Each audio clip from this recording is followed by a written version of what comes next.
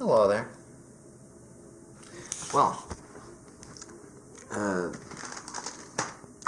believe it was 2 days ago I saw Dr. Sleep, which was billed from the beginning as the epic sequel to The Shining, right?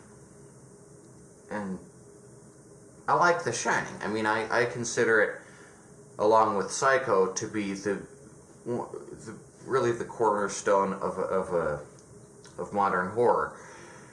And so, I mean, I went into the sequel with an open mind. Now, a lot of times I'll do a review on a movie that I hate, but this time, you know, it's just a movie I saw, and I thought I ought to share my thoughts about it.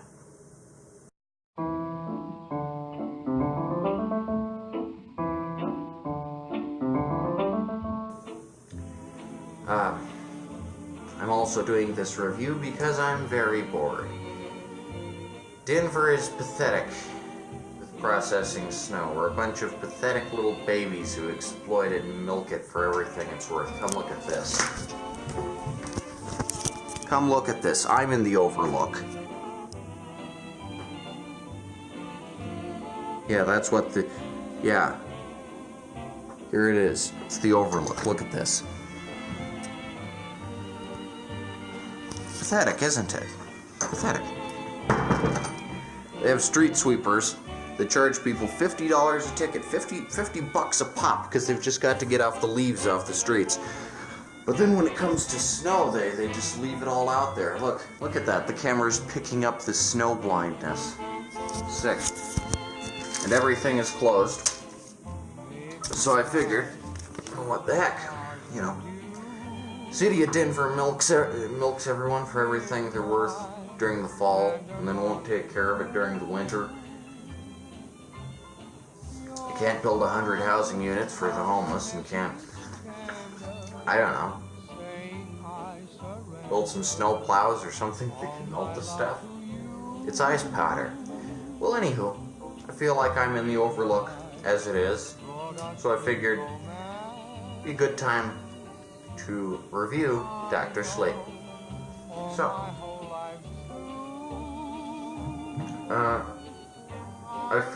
you know, this movie is based on the Stephen King. So I predicted this before I watched it, and I was right. I figured it would only be half as good as the original because it has Stephen King's writing, but not Stanley Kubrick's directing. Those are the two that really go together to make The Shining great. You got Stephen King's plot, but you got Stanley Kubrick's directing. But this, you know, and I'm sure Stephen King does have a good sequel on his hands. You know, it's pretty good. I mean, he you know, he can do what he wants with his characters. I do hope that he's moved on from his vision. You know, he was all angry about what Kubrick did. Oh no, you changed a few things from the book. But Kubrick made it so much better than the book. Because Jack Torrance doesn't blow up the Overlook at the end. Because he's not a good guy. And then there's no stupid CGI bushes or guy with a dog mask. The TV version that Stephen King commissioned is garbage. So, I like how this sequel embraces the Kubrick version. The Kubrick verse is infinitely superior to the Stephen verse when it comes to Shining. But yeah, I mean, this is a pretty good sequel. Stephen King knows how to follow stuff up, and I cared about this movie more than Pennywise 2 because I had read Pennywise the novel, but I hadn't read Dr. Sleep. And unlike how it just splits up the actual novel just in 2 parts, which is kind of unnecessary, Dr. Sleep is a whole other thing. It's the whole sequel to The Shining. So I figure, you know, this is a more necessary sequel. And also, from its Wikipedia page, it didn't make as much money as Pennywise 2, which I think is a shame. I do like The Shining. I won't say more than Pennywise, but I like The Shining. It's a cool story. uh, and mainly, well, let me show you the movie. This is how The Shining goes. Okay.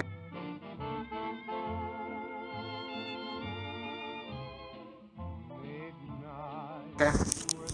So, the movie starts out with this lady, and she's Rose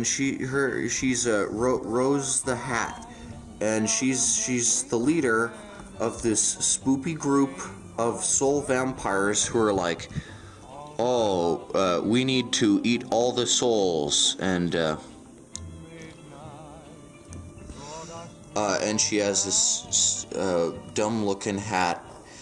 She looks kind of like a hipster, and so the movie opens up with her, and then she's like, "Oh, do you wish?" She's very very ecky and not fun. Okay, so she's kind of a witch of sorts. Okay, then we cut to little Danny Torrance, and he's like, you know, he's on the park bench with Dick Halloran, which kind of ruins the tension because you know, in the original, when Jack Nicholson pops out and knifes Dick Halloran to death, that's kind of you know, that's kind of part which is kind of impactful, and you feel like, oh, geez, he's dead. But here he's just in a ghost form, kind of like Obi-Wan Kenobi, so it doesn't matter. Okay, so then I hope these illustrations are kind of getting it across to you. So then we got he's on the bench, and then he's just a ghost actually. So then it's not Shelley Duvall, but it is kind of a Shelley Duvall look-alike, comes up. And she's like, Danny, what are you doing? And then, you know, she's still traumatized from the, I mean, I think they hired a competent Shelley Duvall look-alike. She looked a lot like Shelley Duvall. I thought maybe there'd be like a part with like Shelley Duvall as older Shelley Duvall. That would have kind of made sense. Because suppose that looks like a guy. Jeez, no. Those aren't ears. It's the hair, and then okay. So this is Rose the Hat Lady, and she's the bad guy, right? So then there's a part where Danny goes into the bathtub lady room, and bathtub lady is standing there, and she's still an old creepy hag, and she's like, but luckily. I think the point is that he's able to confront his inner demons, so he goes, oh, and then she goes, ah, and she screams, and then he's like, oh, yeah, got her. So that's bathtub lady there. So then what, oh yeah, so then it shows Danny growing up, and he becomes Ewan McGregor, and then he is a kind of a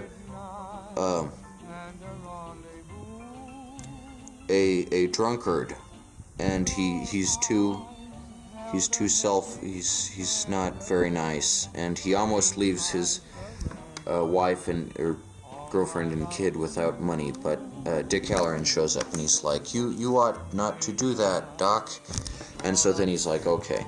So then he goes off, and he's like a hobo transient. And then he comes to the Teeny Town, which is kind of like Tiny Town. I'm sure Stephen King ripped it off from Tiny Town, which is an actual thing in Colorado. But so then he finds Teeny Town, and there is his good pal, well, he's not his pal yet, but Billy Freeman, who is like, oh, hello, I will you want to go to an Alcoholics Anonymous meeting? And Dan is like, okay. And so Billy Freeman is there, and he's like, oh, want to go to an Alcoholics Anonymous meeting? And so then Dan kind of shapes up. So before he had... The camera's a little blurry. Sorry about that. Before he had some stubble and kind of a beard. Right. But then he becomes nice, clean-shaven Ewan McGregor and decides that he is a straight shooter now. And he just has a little bit of the mustache. And again, I kind of buy Ewan McGregor's transformation into from Danny Torrance into adult Danny Torrance. You know, he's a great actor. Okay, so then he becomes nice and clean-shaven.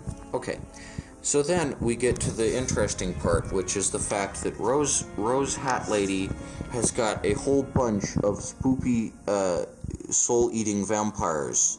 One of them has a mustache, and one of them is like really old, and he's like 1,000 years old. And then you know, they're all real spoopy, and then Hat Lady's kind of the leader, or I guess old guy is the leader, but you know. So yeah, that's it, and it's called the True Knot, and it's a big soul-eating vampire cult. So how this vampirism works is that so Hat Lady, like for instance, will have like, she'll be like, "Ooh, I wish to has a soul today," and then so Hat Lady's like, and again, she's very hipsterish for 1980, because she's the same in 1980 as she is in present day. But anyway, she'll be like, and so she opens up this kind of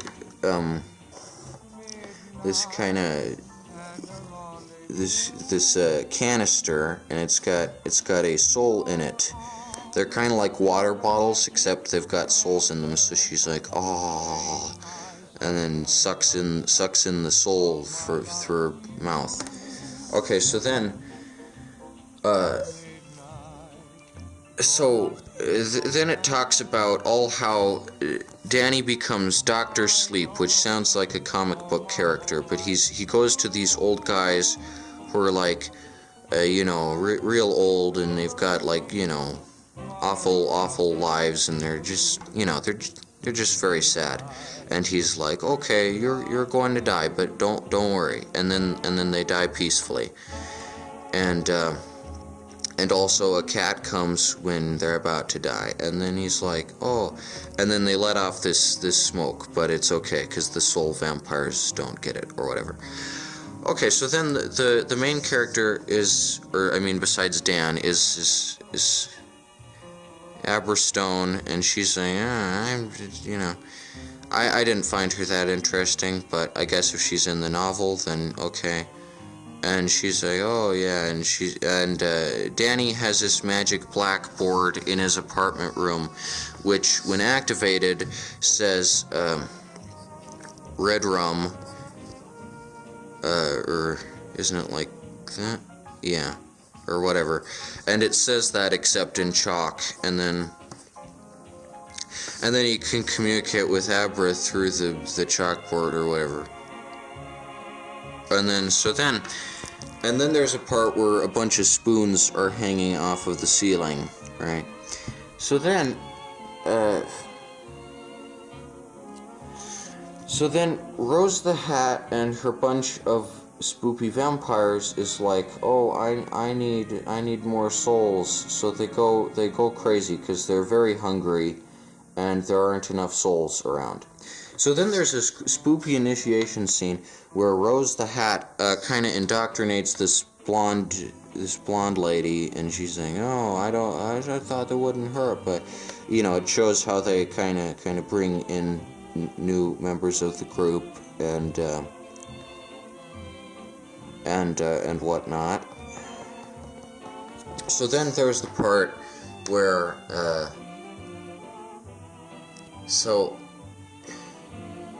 So then Dick Halloran shows up one last time, and he's like, "You gotta help Abra, Doc. She's counting on you." Because Danny's kind of, just like how Dick was a mentor to Danny, now Danny's gotta be a mentor to Abra. So it's kind of like, actually, it's just like Star Wars or Harry Potter when you think about it, except Stephen King version.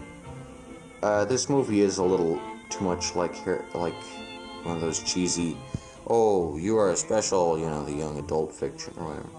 So then what happens is,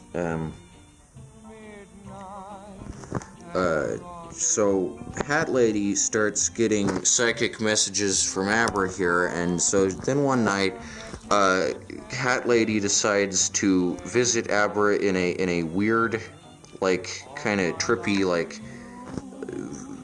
sequence where she floats all around the earth, and so then she's floating through the clouds, and she's like, "Haha, I am a vampire," and it's that part's fun, but not that.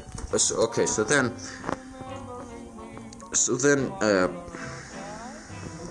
what else happens? Abra starts torturing Hat Lady. Hat Lady gets her, she gets her hand stuck in an imaginary file cabinet, and then she's like, "Oh no,"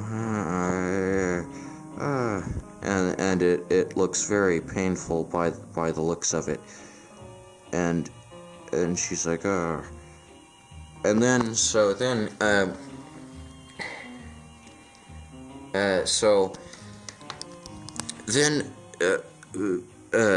Danny convinces his pal Billy to go with him on a cross-country road journey of adventure. And so I won't talk about this part. I can't get demonetized. I don't make money off these videos. But, I'll just leave that there for you to figure out what that means. So then we get to... so the vampire cult travels around in trailers because they're very hipsterish. And so then one night, old vampire suddenly he dies, and he just passes off into nothing, and then they all just inhale his smoke.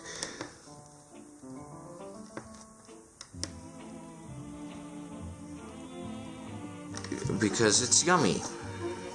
So in this world, there's again smoke vapors, which are like souls. Okay, so then,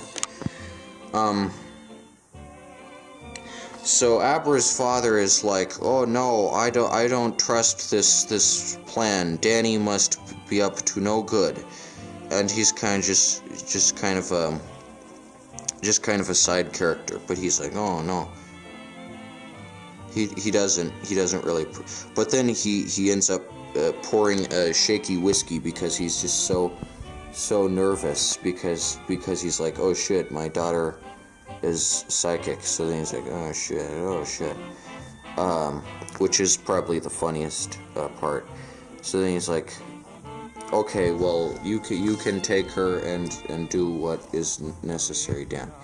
So then they end up killing all the soul vampires. They all just except Rose the Hat, who and one of the vampires manages to escape and kidnap Abra, right? So then it's Danny to the rescue. Well, actually, Abra kills the vampire who, well, I guess Danny possesses her, or not really possesses her, but then Danny and Abra decide that the only way to get rid of Hat Lady is to go up to the Overlook one last time, and it's probably the most epic climax I've seen in quite a while, because the cinematographer manages to get all the right notes. He manages to go past, the lake, and it's got the little island in it, the little island. The camera zooms past the little island, and then there's mountains around the lake, and then we go up, and then we follow it down the road, same as before, cool stuff. Okay, so then they get in the hotel, and Danny's like, wakey, wakey, and then all the lights turn on, and it's all electric, and so then he goes down to the boiler room and F's with the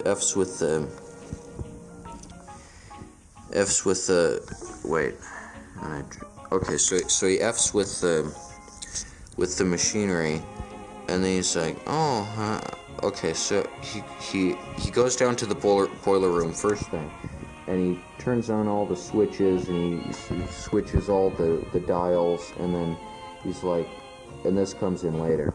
But then he walks around the hotel, and gradually he has all these memories. Like, he goes up to the door, and this was on all the posters. He like peers in, and it's like, ooh, and then he's like, oh, Shide, and then it cuts back to the part where Shelley Duvall's about to get knifed up, and she's like, oh, however Shelley Duvall looks,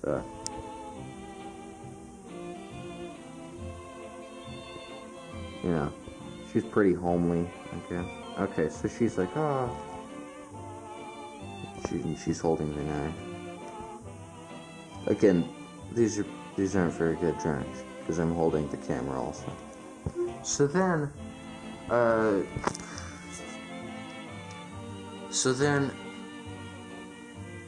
what else?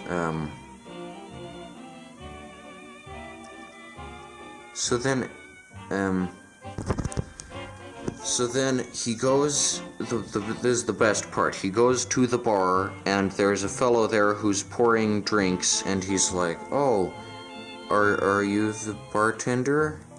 And he's like, yeah, I'm Lloyd the bartender, except he's not, he's actually Jack Nicholson, or not Jack Nicholson, but a Jack Nicholson impersonator who looks a lot like Jack Nicholson, but doesn't really sound like Jack Nicholson. I think they should have recorded Jack Nicholson saying the lines and then dubbed them in over the Jack Nicholson impersonator, because this Jack Nicholson sounds way too calm. He's not like crazy. But anyway, Danny's like, oh shit, you are my father. Like, what happened? And I don't know what happened to Lloyd. Maybe the ghosts, like, Lloyd saw that Jack was coming up, so Lloyd saw that Danny was coming up, so he's like, hey Jack, I know you're not the bartender, but you can pretend to be me so that he won't know it's you, to avoid an unpleasant encounter. So Jack Nicholson is there, or he's a Jack Nicholson impersonator, and he's like, why don't you take your medicine? And Danny's like, no thanks, because the whole movie is about him struggling with alcoholism, so he can't take the medicine, and he doesn't want the drink, so he just kind of he tosses the drink into a million pieces, because he doesn't want the drink. He's very, very anti-alcohol, and he just goes, yeah. And Jack Nicholson gets pissed at this, but then Jack Nicholson is just a ghost, so he's like, And here's another shot of Jack Nicholson. The Jack Nicholson impersonator, I think, is better than the Shelley Duvall impersonator at the beginning, but again, they should have recorded because only Jack Nicholson sounds like Jack.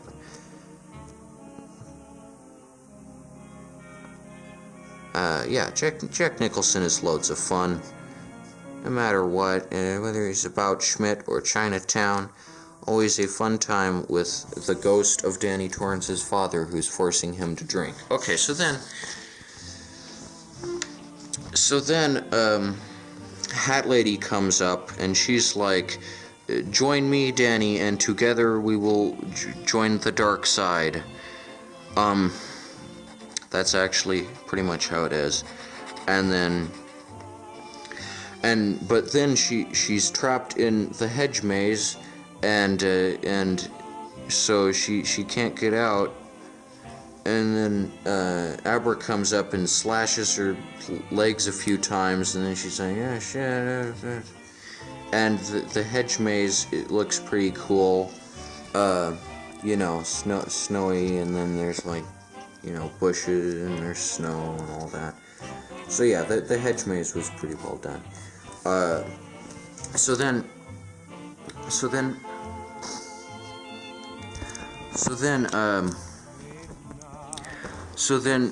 she's with Danny on the stairs, and it's like, oh shite, something bad's about to happen, because she's walking toward him, and she ends up slashing his vein, and he's really agony, and then Danny ends up like almost dying. He almost gives all his life smoke to her, and then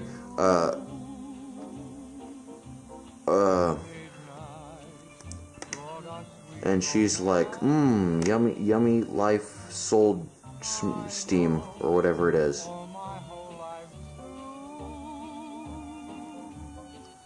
So that part's pretty ecky. Again, she's a very, very good villain. So then he ends up saying, "Hello, ghosts, come on out and feed on Hat Lady," which they actually do. And so then they all have a good meal. The twins have a good meal. It's such a nice little get-together that the twins has a good meal, and also head split guy has a yummy meal. He's like, "Nah, great party, isn't it?"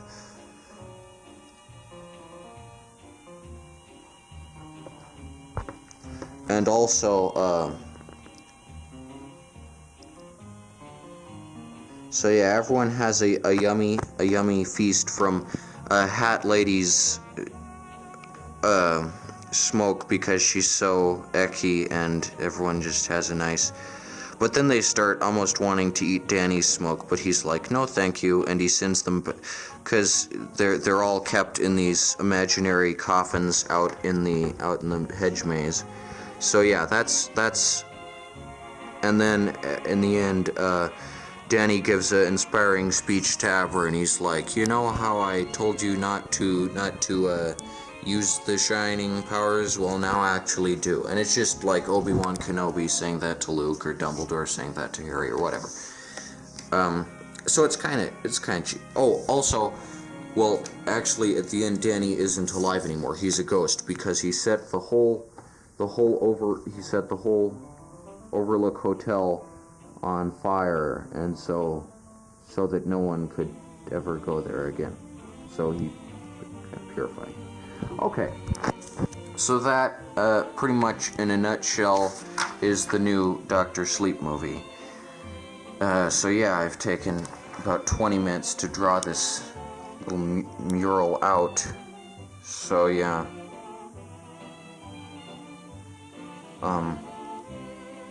So when we come back, I'll tell you exactly what I thought of the movie.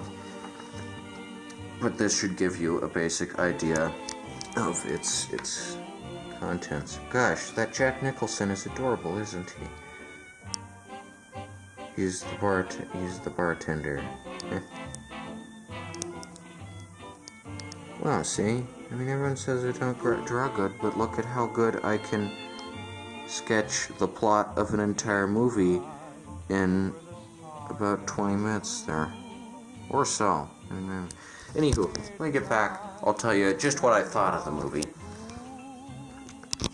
And why it doesn't live.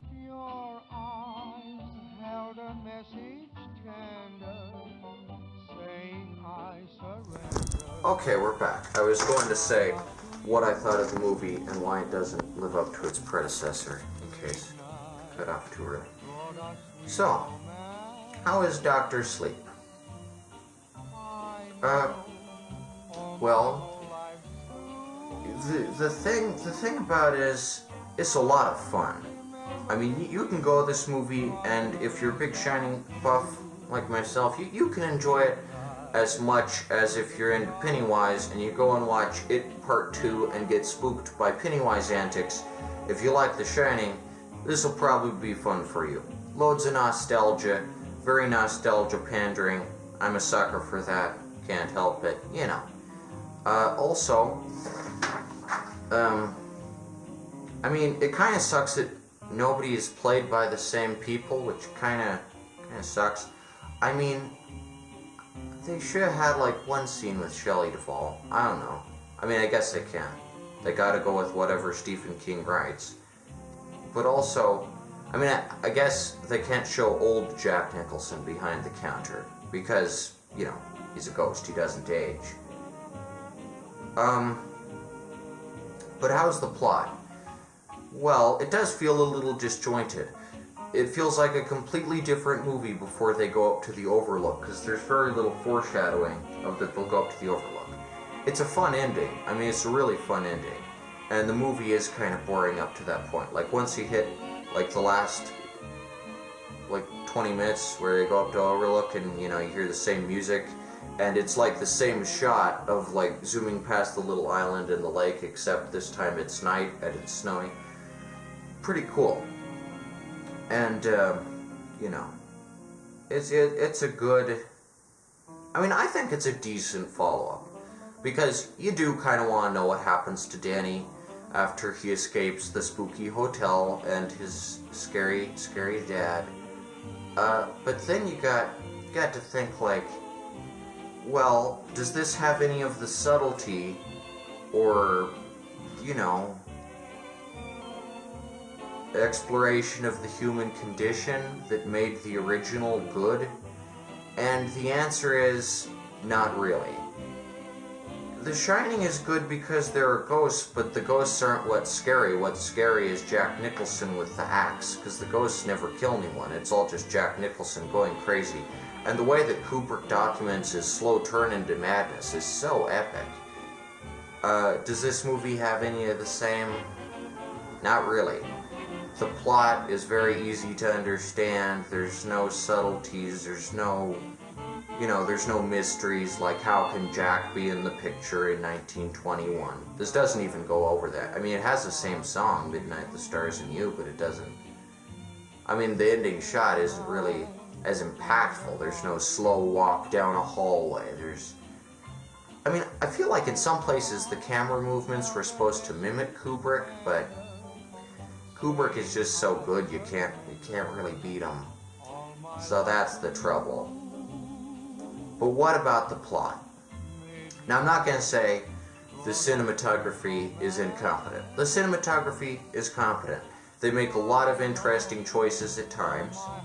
And although this one has CGI, which I guess is a necessary evil in today's thrill-seeking world. I mean, there are parts where, like, the vampires suck up smoke, they inhale smoke. And all I could wonder is, you could just use dry ice, and it would look more authentic. It looks kind of fakey, because they just, like, evaporate into this CGI smoke. And, but there's a lot of CGI in here. And The Shining is good because it uses 100% practical effects and comes off incredibly scary. Like, if that wasn't a real axe Jack was holding, it wouldn't be scary. You know, head split open guy also just has, you know, practical blood running down his face. And again, I don't know if it was practical blood that they used for head split guy in this one or not, but the soul vampires are a little corny. Like, I think Stephen King could just go maximum overdrive with this movie and just make it his thing, but, you know, I guess these days it's big studios, and, you know, it is Stephen King's story at the end of the day. I mean, I've heard about the book, and it seems like a pretty solid adaptation of the book. You got the True Knot, you got Hat Lady, you got... Well, I mean, I guess part of the problem is that this movie kind of explains The Shining too much, if that makes any sense. Once something is explained too much, it kind of gets boring. Kind of like how George Lucas says that the Force is just midichlorians. I mean, I think that's necessary since Star Wars is sci-fi, but in this case, it's kind of like, yeah, we get it. He's psychic. He can read other people's minds. And then, I mean, but the addition of the soul vampires is a cool addition. Because, you know, oh, there's awful, crazy people who use The Shining. And this was set up in The Shining when, you know, Dick says, oh, there's a whole kind of people has The Shining. Again, I don't know how to feel about Dick Halloran being in this one, like, because he just comes back as a ghost. And the last time he shows up to Danny, Danny's like 30, and he's like, this is the last time I'm coming to see you, Doc, but it doesn't really, you know, because he's 30, like, he can do without his ghost friend anymore. But I mean, you know, it's kind of nice. And the idea that death is just like a sleep, I don't know how that fits into the whole King-averse, into the Dark Tower and Crimson King and Charlie the Choo-Choo and all that. But, so yeah. Very Stephen King type story. I don't think you can get much more Stephen King than this. Like, it's just like Nosferatu or whatever. And again, the Soul Vampires are great villains. Hat Lady is a fun villain. She's legit menacing and scary and spooky and, you know, I mean, I guess the good guys do win out.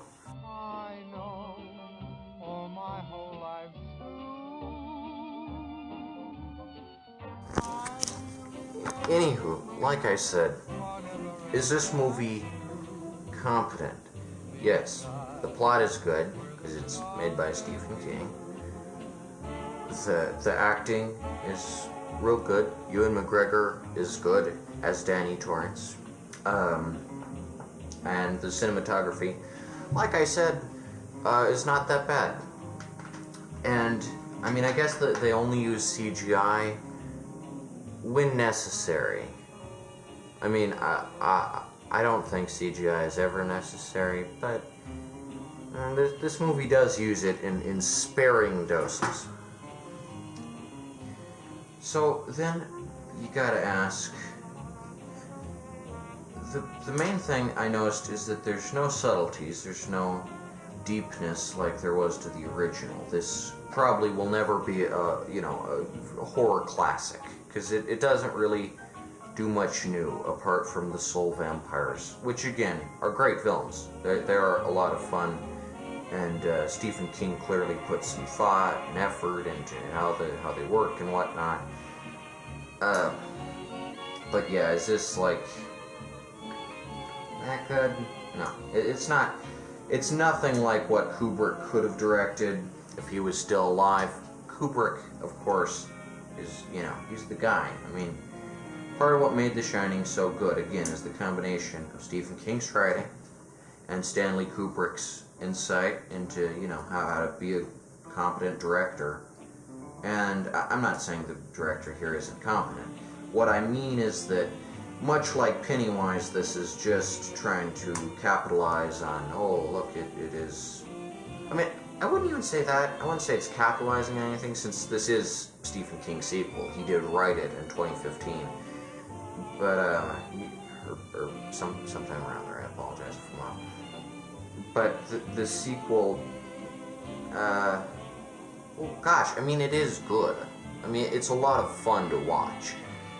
They really obviously did put some effort into rebuilding the Overlook and saying, look, it's the same rooms and everything. Like, the hallways down pat look about the same. Like, my gosh, you know, you got so much.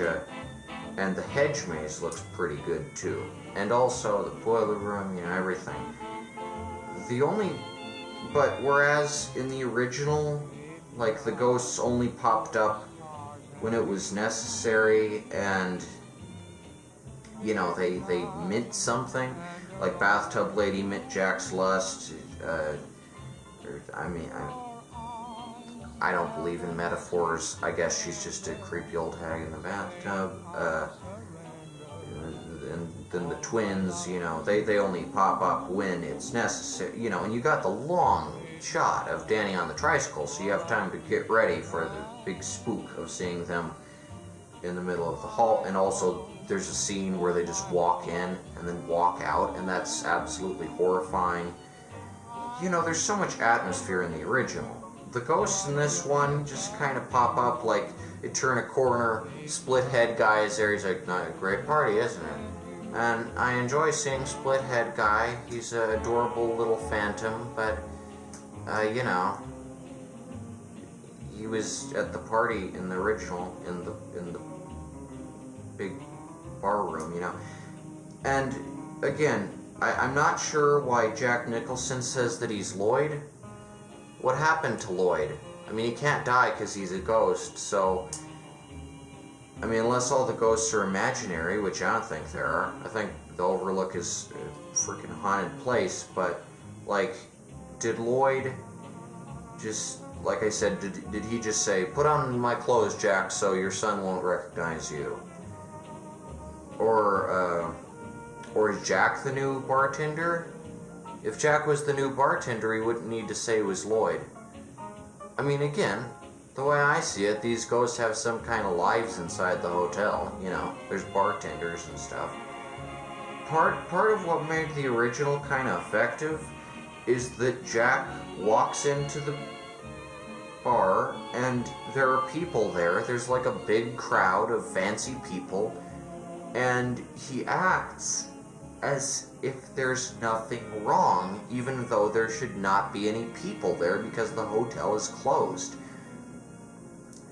And then Delbert Grady takes him into the restroom and says, your son's hanging around with the Negro, and, you know, and all this racist stuff.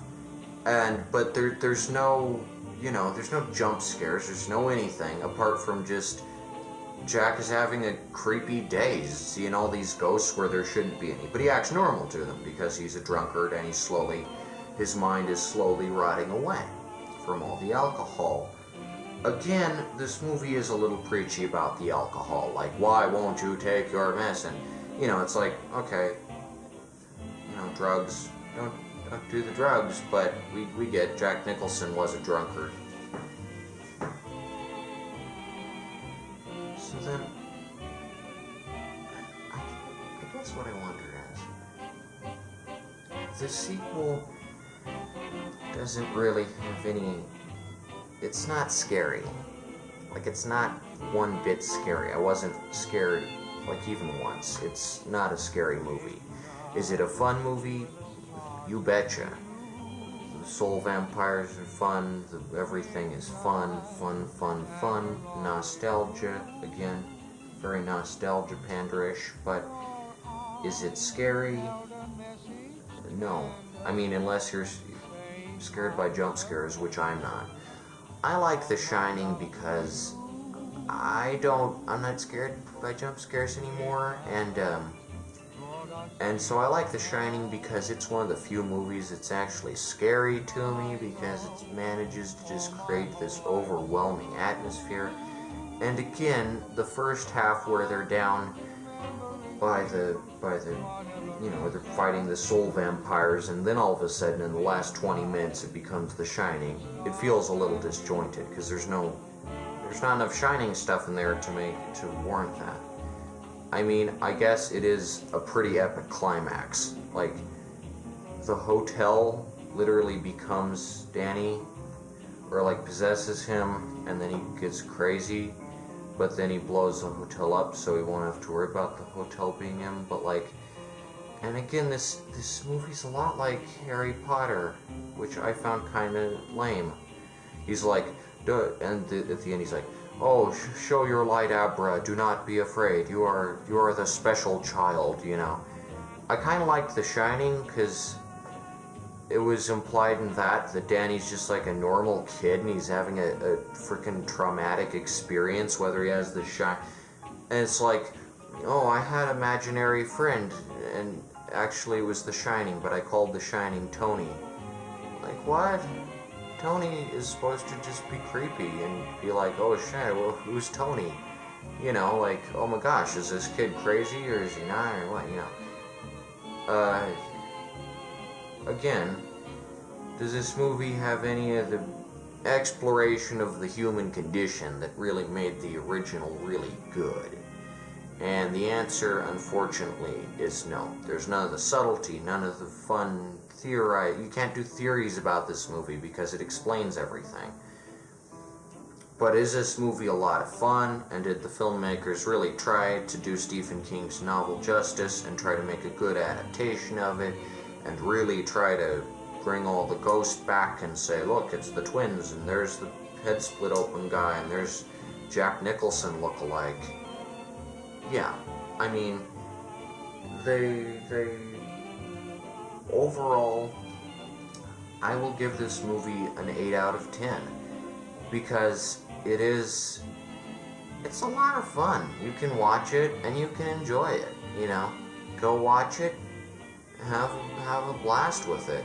I guarantee if you've seen The Shining, you'll enjoy it. You should certainly watch The Shining first, by all means, because it's the better of the two. But is this a worthy predecessor? I mean, sure. It's a sequel. It's a sequel in every sense of the word. Wraps up some loose ends. Adds in the cool soul vampires, which is a neat touch, which I think Stephen King is very good at world building. But is this movie scary? No, it's not really, unless, again, jump scares work for you, but it's not that scary. Could there be a better adaptation? Sure, but, I mean, that's not going to happen, so I settle for the adaptation you got. You know, it's a fun, nostalgic, good, I mean, you know, it's a good follow-up, and Ewan McGregor's good, and Hat Lady is good, and the acting, like I said, the acting, the plot, the cinematography, all good, but not directed by Stanley Kubrick, so it's not as good as the original. Because again, it's blunt about everything, except why Jack's in the picture. That's still a mystery. Okay, that's the review. Now, if you'll excuse me, let's have a look at how the Overlook is doing. Oh, I forgot to mention one thing. In the original, it's implied that the Overlook is inaccessible, and even if the cops knew about what Jack was doing up there, they wouldn't be able to get there because, you know, in Colorado, you got a lot of snow here. And yet, Danny is able to drive up there in his tiny car on a night when it's snowing, up in the mountains no less. And not only that, but Hat Lady is able to get there, not by astral projection, but in her physical form, in her physical trailer. And then, once the Overlook burns down, there are sirens and lights in the background, meaning the cops have arrived. And it's like, the cop, well, the Overlook's been closed for years. And why would they go up there? Why would they risk the snowy roads? And you know, they might just say, oh, lightning struck the Overlook, we won't bother with it. How do they know there's anyone up there? I mean, it's not like the fire could spread, it's very snowy out. Overall, you know, I like the idea of the Overlook is a really inaccessible place when it's snowy out, in a very, you know, very isolated place. But the cops get there, Danny gets there, Hat Lady gets there, they all get there. So, I don't know. Makes the Overlook less foreboding.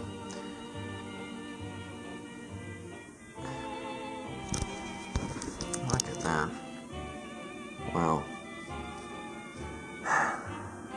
This isn't the Overlook, this is the middle of Denver. My God.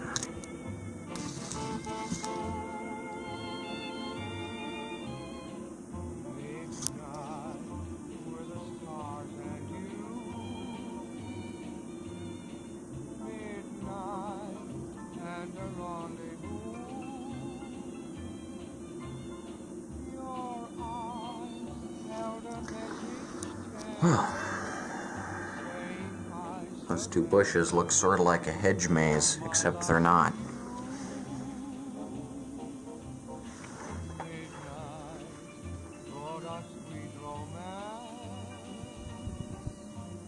It's too cold. Wow. Alright, back in the Overlook.